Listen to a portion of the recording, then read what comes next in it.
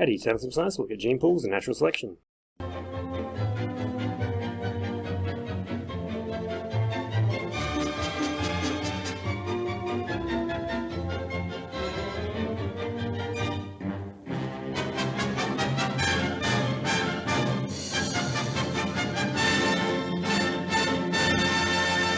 Thanks to Sam Moyle for producing this PowerPoint. So science understands we're going to look at. Gene pool comprises all the genetic information in a population. Recognise that a large gene pool indicates considerable genetic diversity and is found in populations that are more likely to survive selection pressures. Natural selection is a process in which organisms that are better adapted to their environment are more likely to survive and produce offspring. Explain how natural selection results in evolution by causing a change in the frequency of alleles in a population. And evolutionary changes are affected by other factors besides selection, including sexual reproduction and genetic drift. Let's talk about gene pools and natural selection. So all species have the capability of producing more offspring that are required to replace themselves. So I have one child, but if I had two, then I would be replacing me and my partner. If I had three, then I'd be producing more than I need to replace me and my partner. And I could have 10, 15 kids if I wanted to. I wouldn't, but I could. Some species produce so many offspring from one generation to the next that there are so many of them that it unbalances the workings of the community. So you get too many offspring being produced, and that can lead to hardship due to lack of food, for example. As the community or ecosystem changes over time, individuals born with characteristics that are better suited to the changing ecosystems survive. And the individuals with characteristics that are not well suited die off, and that removes these genes from the gene pool. So those genes aren't present in the next generation. So let's just talk about a gene pool again. We've mentioned it before. So the gene pool of a population is all the alleles of all the genes of all the individuals of that population. And there's a wide variety of variation, hopefully within a species, due to a big gene pool with a wide variety of alleles present. So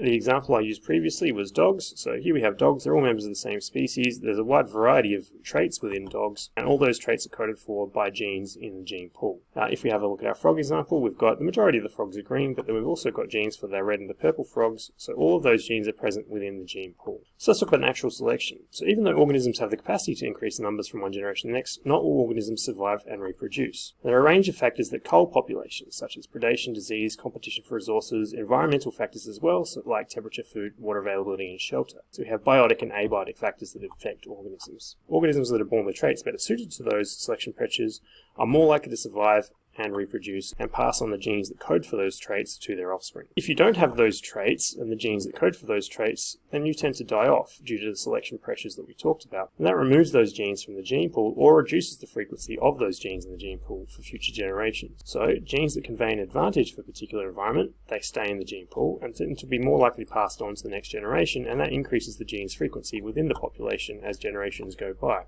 This is natural selection, and it all depends on the selection pressures that are present. A gene that might be an advantage in one environment might be a disadvantage in another. So an example of this in humans is sickle cell anemia. If you have two copies of the gene, that means you die pretty young. If you have one copy of the gene, it means you survive, but you're probably a little bit sickly. And if you don't have any copies of the gene, you're pretty good. Unless you're in an area with malaria, because having one copy of the gene in an area with malaria is an advantage because the blood cells that get infected with malaria die off really quickly. So in populations of humans where malaria is present, the likelihood of you inheriting sickle cell anemia is much higher than if you're in an area where you don't have malaria present. There's a gene that's advantageous in one environment, so where there's malaria present, but it's disadvantageous in another because you're more likely to get sickle cell anemia and die. So natural selection is a process in which organisms that are better suited to their environment are more likely to survive and produce offspring. This is what natural selection is. So here we have our eagle. It's looking for rabbits for food. We've got our white rabbit here, so it's got genes that are coding for white color, and then we've got rabbits that have this darker color that are blending in better to their environment. So our eagle is going to come in and it's going to spot that white one a lot more easily than it will spot the ones that are camouflaged in their environment. So the genes that are coding for that white fur aren't an advantage in this environment.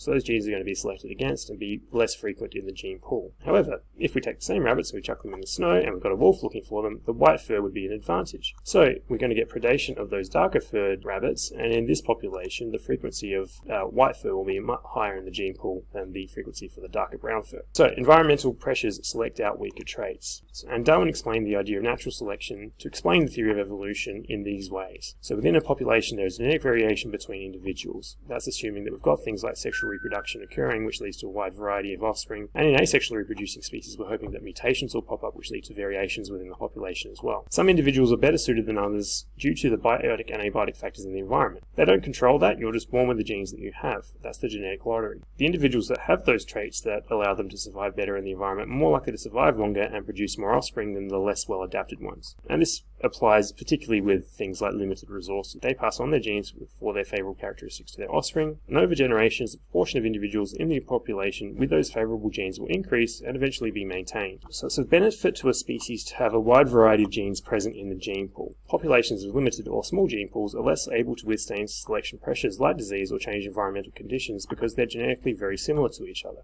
So there's not as much variation for natural selection to act upon. So due to the limitations in the variety of genes present, most of the organisms might survive the selection pressure, or most will not. It's an either-or situation, whereas if you have a wider variety, you get a much higher chance of surviving. So we've got Pac-Man again. Pac-Man's after our stars. We've got a limited gene pool. We're only going to get one survivor, and that'll produce its offspring from that. But we've lost a lot of individuals from our generations. However, if you have a large gene pool with diverse alleles present, you're more likely to have individuals with genetic makeups that will survive the selection pressures from the environment. Now, the survival of those individuals ensures the survival of the population over long periods of time. So now we've got a much bigger variety in our gene pool. We've still got our Pac-Man that likes our yellow star. When it comes along and polishes off those yellow-starred organisms, we're left with a lot that will survive. So those survivors will then pass on their genes to their offspring. So wide variety is better for survival in terms of natural selection. There's a famous case of an organism called Bistambecularia, or the peppered moth. So over time, the frequency of alleles generating different colours of the peppered moth changed. So before the Industrial Revolution in the UK, the white form was a lot more common. There's a darker form called the melanic form that popped up every now and then, but it was very easily spotted against tree trunks. It was much darker than the bark of the trees that it was sitting on. So it was easily spotted by predators and then polished off. So here's our bird coming along and eating the melanic form. However, due to the Industrial Revolution, we got a lot of soot going into the atmosphere in the UK due to things like burning coal, so we have lots of coal particulates bumping around in the atmosphere. That led to darkening of trees, so the bark became darker. Now the melanic form has an advantage because it will blend in better with the environment. So our predator comes along and it's going to polish off our white form of the peppered moth and leave the dark ones behind. So we're going to get a higher frequency of genes encoding for the darker form compared to the lighter form. So where do we get changes from? We've talked about sexual reproduction producing varied offspring through meiosis, in particular through crossing over and independent assortment, increasing genetic diversity, and then we also have just the randomness of which sperm meets which ovum, because they're genetically diverse as well. And then we have the idea of genetic drift. So genetic drift refers to changes in frequencies of alleles in a population due to chance events, particularly in terms of catastrophes. So this usually occurs in small populations, as it's more likely that an allele can be completely removed from a gene pool by the death of a small number of individuals in small populations compared to large populations. So here we have a wide variety in our offspring, and then we have some selection pressures occurring which are leading to some of the genes being removed from the gene pool, to the point where we're left with just uniform offspring being produced. So let's have a look at how this can work in terms of things like the bottleneck effect. So here we have a wide variety in offspring. We've got a ratio of 1:1 between our blue and our red ladybugs. We have a catastrophic event where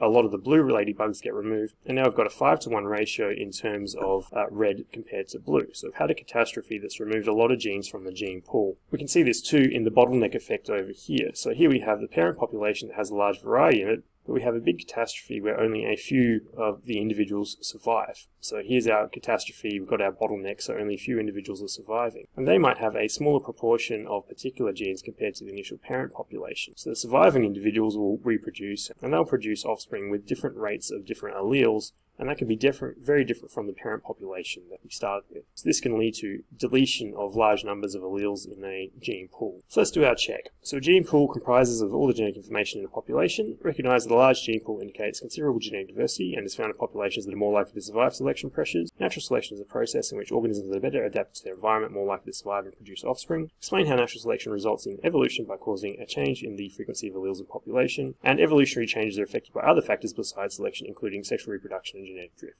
So today on Flippin Science, we looked at gene pools and natural selection. That's it for Flippin Science today. See ya.